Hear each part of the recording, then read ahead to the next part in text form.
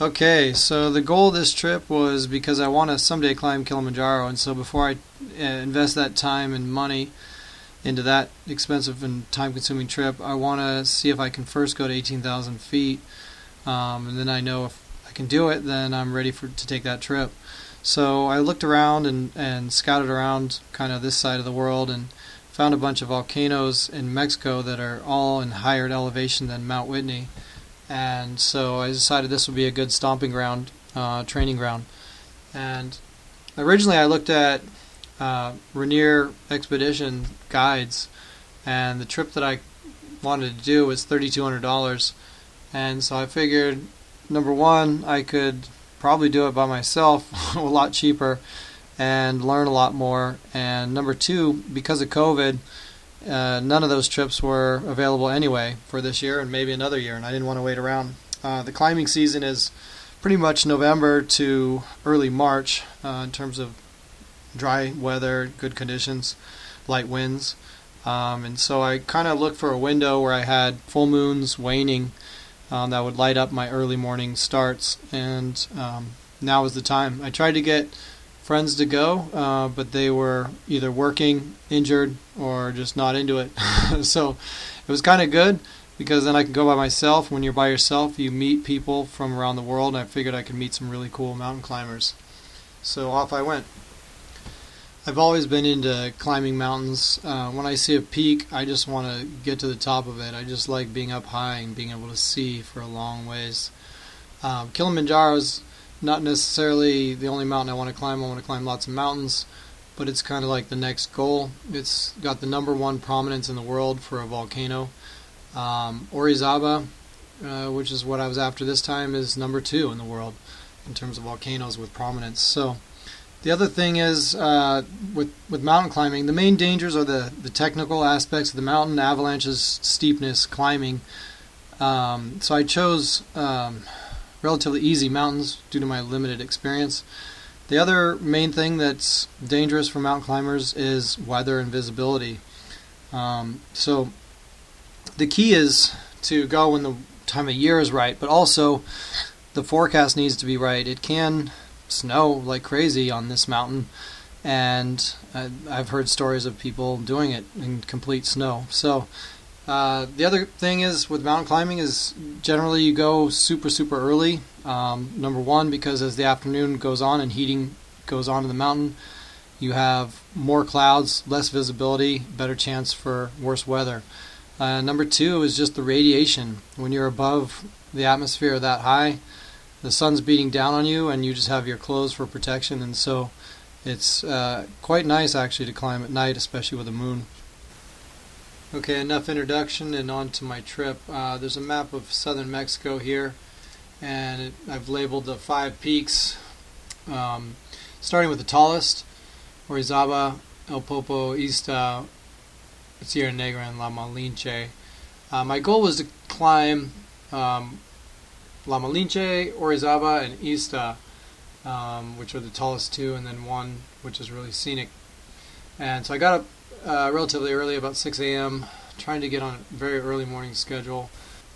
I rented an SUV because I knew there would be dirt roads involved, and drove over the pass north of Ista, which was about 10,600 feet on the way to my first mountain, which was La Malinche. The internet said it was open as of February and had been closed during January, and so when I arrived on the north face, which is what most people climb, I saw guards in a closed road, and they told me that it was closed. So then I drove around to this village called Extenco, and I knew there had to be other roads and other ways up the mountain. So I went down this 35-minute dirt road, and when I got to the end of that, I figured, oh, I haven't seen any cars. I've just seen little horse carts and things like that, and tractors. And sure enough, I get to the end of the road, and there's a gate there, and there's 2 guards that haven't seen a car in like 3 weeks, and they said it was closed also.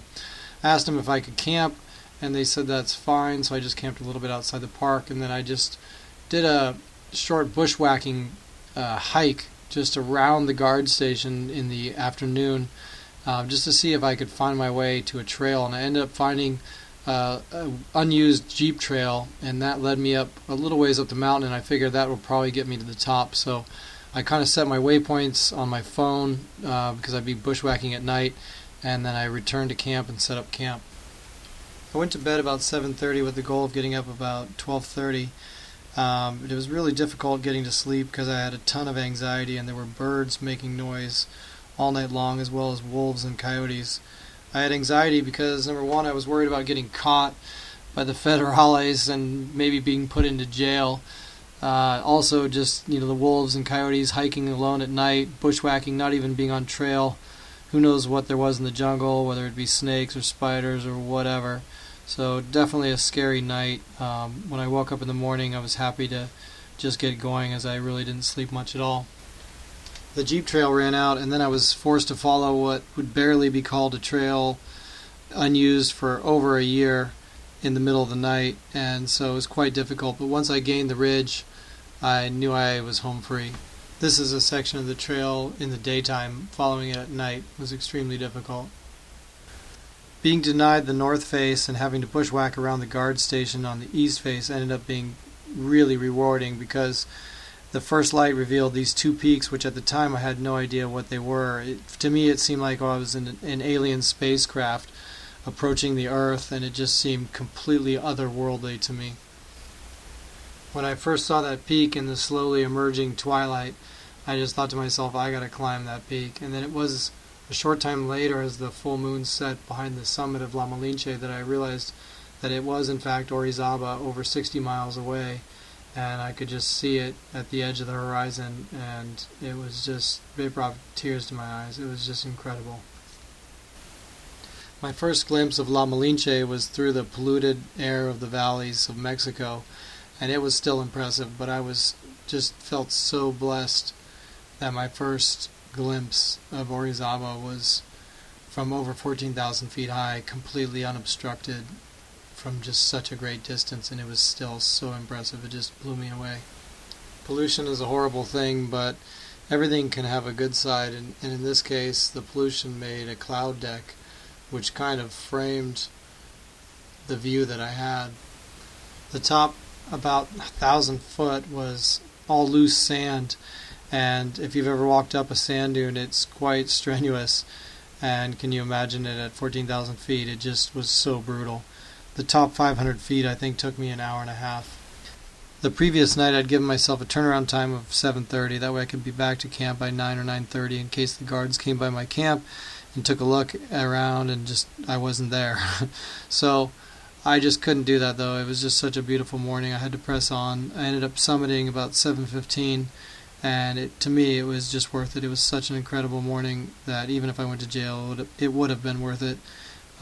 It's like Yosemite, except it's an hour and a half away from a city of 22 million people, and on a Sunday, which it was, it would normally be just packed with people, but I only had seen one set of footprints, and I had the mountain completely to myself, and it was just so amazing, and definitely a once-in-a-lifetime experience. So I just wasn't sweating it. I was just enjoying my time up there, and came down as quick as I could. When I got back to camp, nothing had changed. The guards hadn't even really noticed or even cared, and I was home free. I was just completely ecstatic. It was so lucky.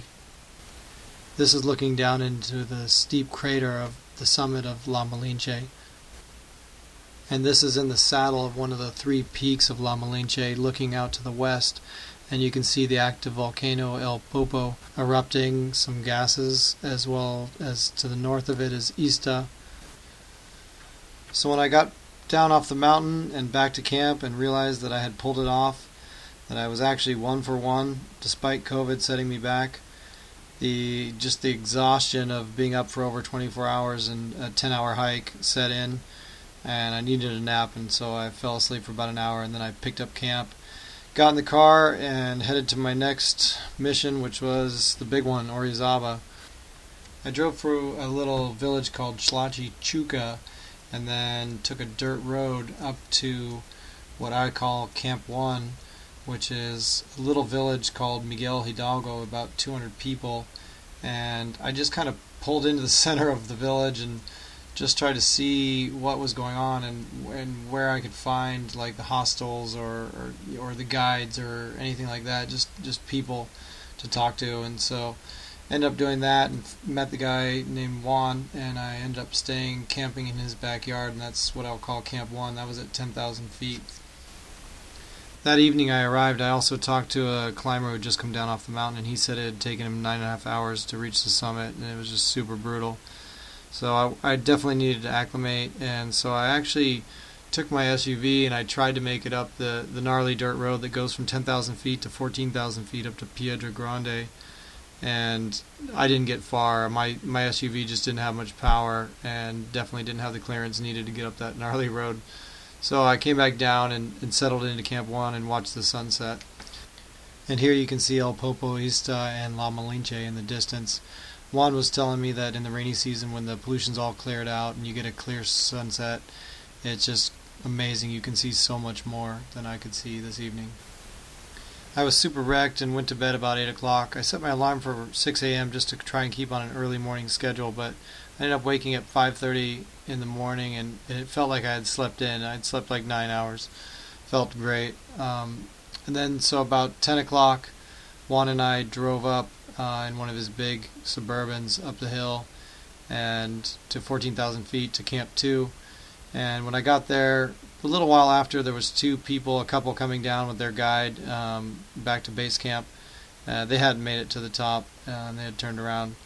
And so we hung out there for a while, and then another group of 2 girls came down with their guide, and they had actually summited in 6 hours. I couldn't believe it, and I still don't believe it.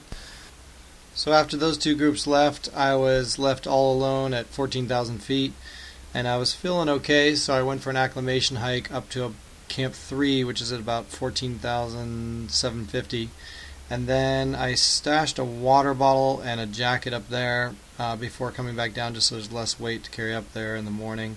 Probably should have planned even better and even stashed more stuff up there. But anyway, came back down, and then when I came back down, I was not feeling so great. I definitely had a little bit of a headache. I had some nausea. I had a lack of appetite. I knew I needed to eat some food because I'd been all day and I just was not hungry and not eating. None of the stuff I brought seemed appetizing at all. I went inside the refugio to check it out, and I remember seeing a large warning sign in there in Spanish and English about the mountain and how it was rated extreme, and the signs of AMS, altitude sickness, things like headache, nausea, lack of appetite, fatigue. And I remember thinking to myself, wow, I've got like all of those. So I kind of started freaking out a little bit because it said if you have those symptoms, you need to descend immediately. And I was up there by myself and had a long ways to go. So I was definitely freaking out a little bit after reading that. I had wanted to climb this mountain without the use of any drugs like Diamox or anything like that.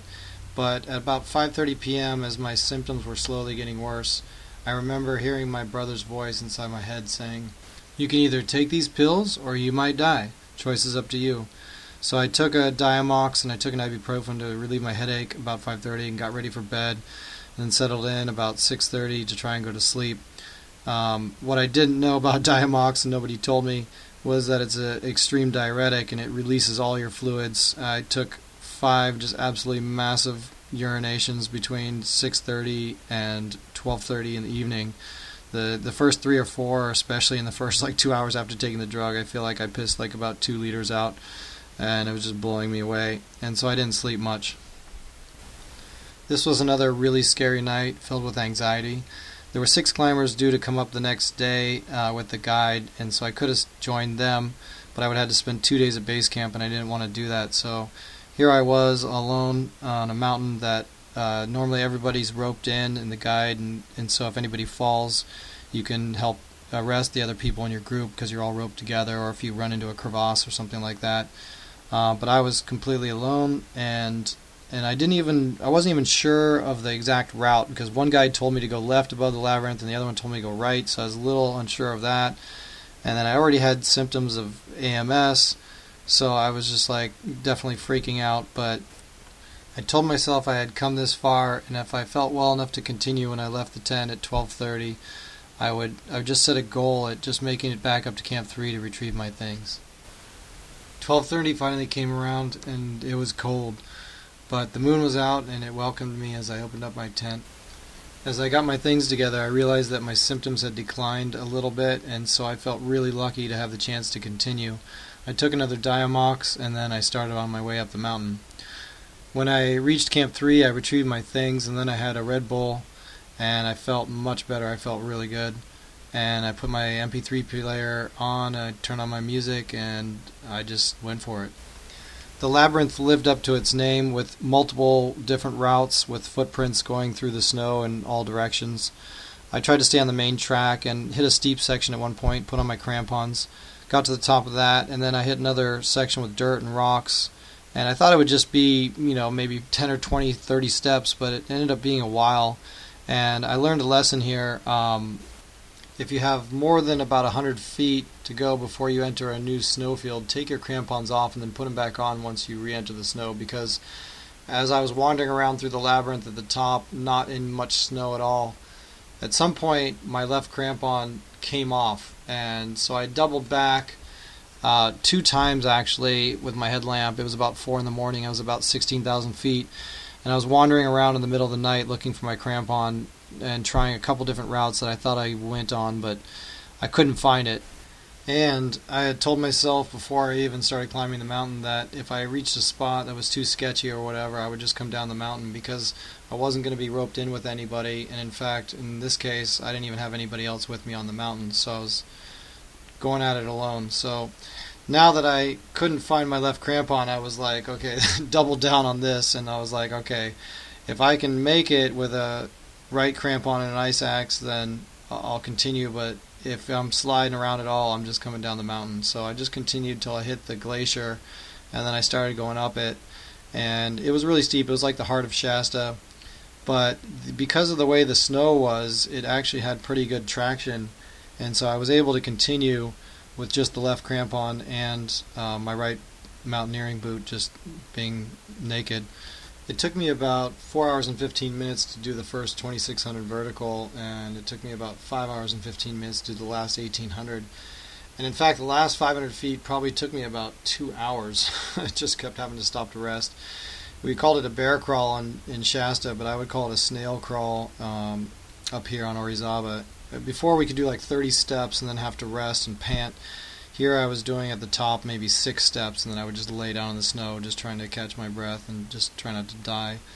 It was just super, super brutal. But it took me about 4 hours to make it down, so a grand total of about 14 hours, plus about 45 minutes wandering around at 16,000 feet looking for my crampon, which I never found.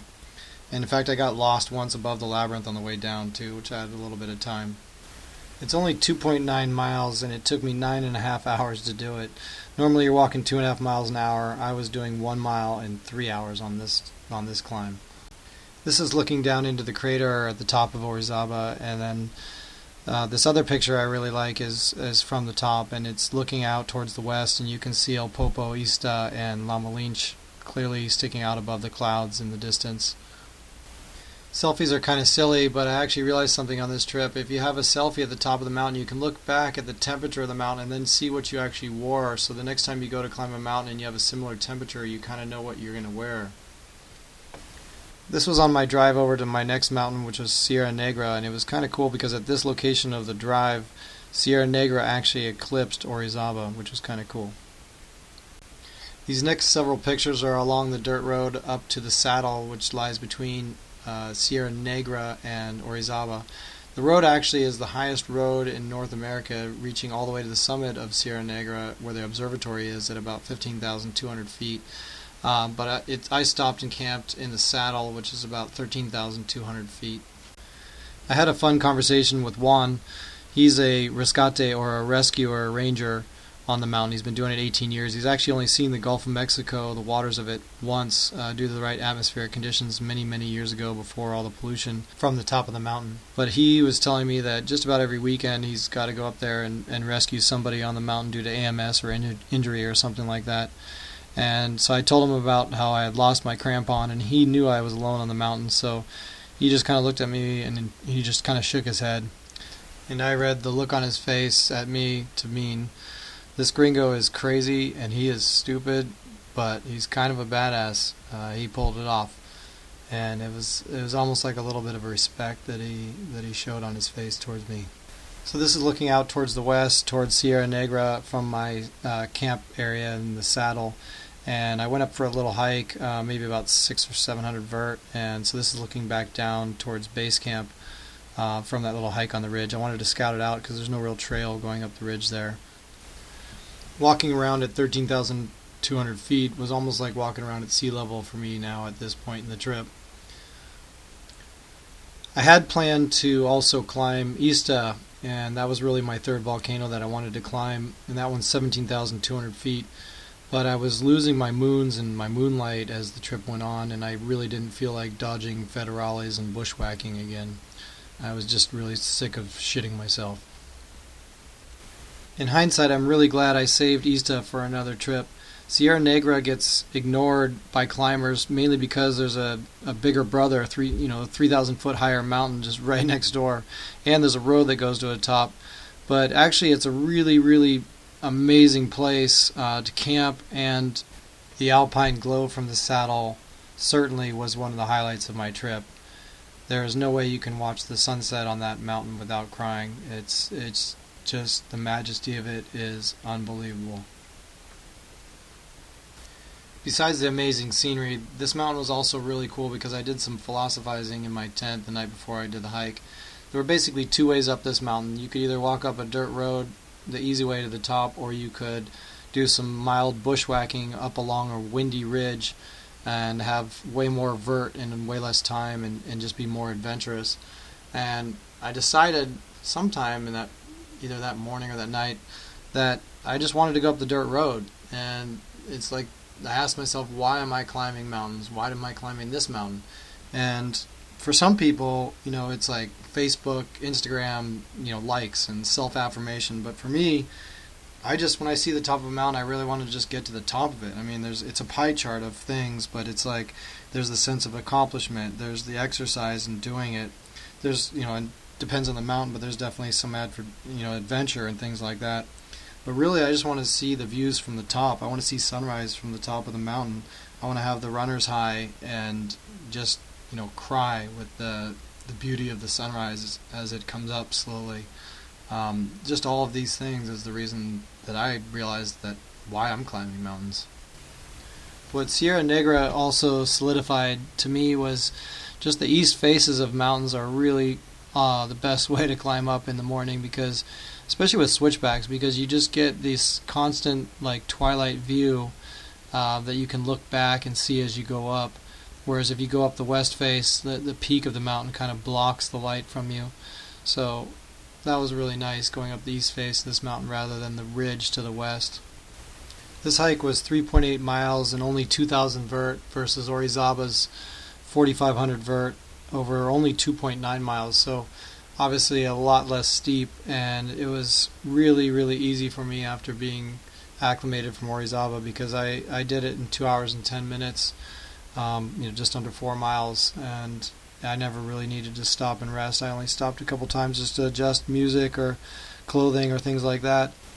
Another physiological thing I noticed was when I got back down to 13,200 feet, I could breathe fine, but then I went up this little hill, maybe 50 vert, and I was panting and had to stop 2 times to rest. It's like your body's tricked going down, and then so any little bit going up, you really have to reacclimate. It didn't make any sense to me. These two pictures are of the shadow that Orizaba casts across the valley.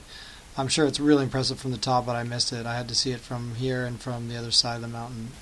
This is the highest elevation tree in North America, not the world, but North America. It's at about 14,700 feet. And it was kind of sketchy getting out to it and then getting down from there back to the dirt road. This is descending from the pass north of Ista into Mexico City, and you should be able to see Mexico City, but due to the pollution, you just can't see anything. It's like 1 mile visibility.